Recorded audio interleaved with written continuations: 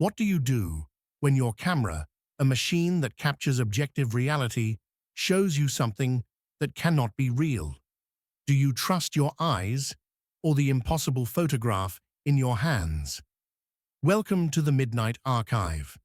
Tonight, we open the record of a man a lens could not capture, and the woman who, in chasing him, wandered to the very edge of reality.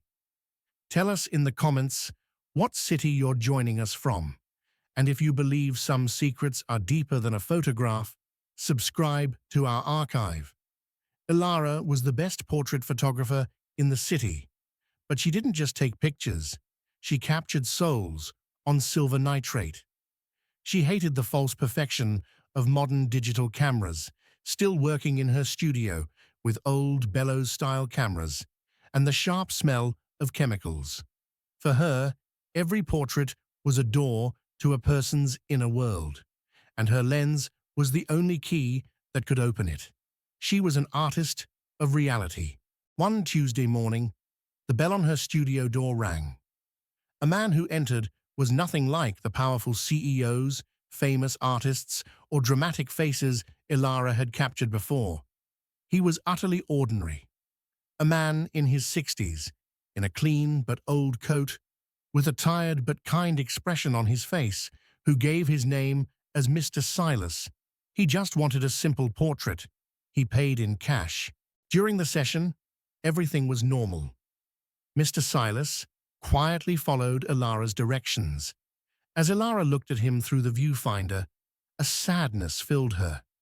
In this man's eyes, there was the weight of years, untold stories, and a deep loneliness. When Ilara pressed the shutter, she was certain she had captured that soul. This was going to be one of her most poignant portraits. The real strangeness began in the dark room. Ilara loved waiting for that magical moment. The image of a chair and a background appears magically, until she got to the man's body. Where Mr. Silas sat, there was a void. Or rather, not a void, but a vortex. Where his face and body should have been, there was a swirling, meaningless, static blur, a grey and black stain like television noise. It was as if the universe, at that single point, refused to exist. Ilara convinced herself it was a chemical error.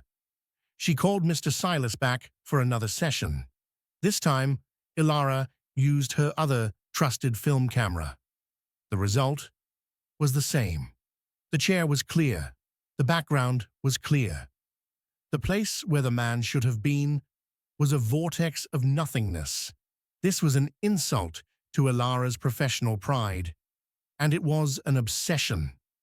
In the third session, Shiwa took out her latest model, high-resolution digital camera.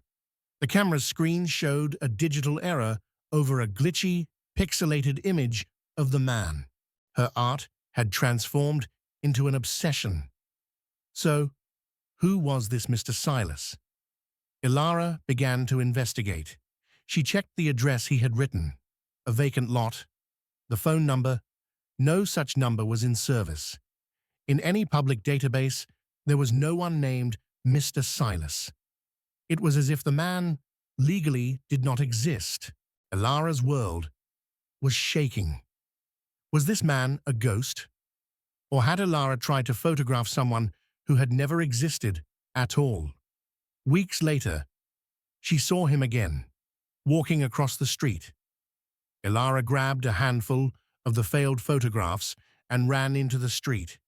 She ran and cut the man off. "You!" she yelled, her voice trembling. "Who are you?" She held the photographs up to the man's face. "What does this mean? Why don't you appear in the photos?" Mr. Silas looked at the photographs, not with surprise, but with a sad familiarity. "Perhaps the camera isn't lying, miss," he said softly. "Perhaps it simply refuses to see things that are not supposed to be. Just like me." He turned his back and slowly began to walk away. In a final, desperate move, Ilara pulled out her smartphone and filmed him as he walked away. That night, in the darkness of her studio, she opened the video. She saw Mr. Silas on the screen. He turns his head and looks directly at the camera. For a single, frozen frame, his face was crystal clear. But that face was not the face of the old man who had come to her studio. That face was the face of her own father, who had died in a car accident 20 years ago. The phone slipped from Alara's hand and clattered to the floor. The screen went black. Alara never took another portrait after that day. So, who was Mr. Silas? Was he a ghost lost in time? A glitch in reality? Or was he never real at all? A manifestation of Alara's own unprocessed grief for her father? The archive has the photographs. The vortex is real. But the identity of the man remains a mystery. The archive is now closed. For now. Thank you for listening to the Midnight Archive. If you also believe that some truths are too big to fit into a lens, subscribe for our next record. Remember, sometimes the clearest pictures are the ones we see when we close our eyes.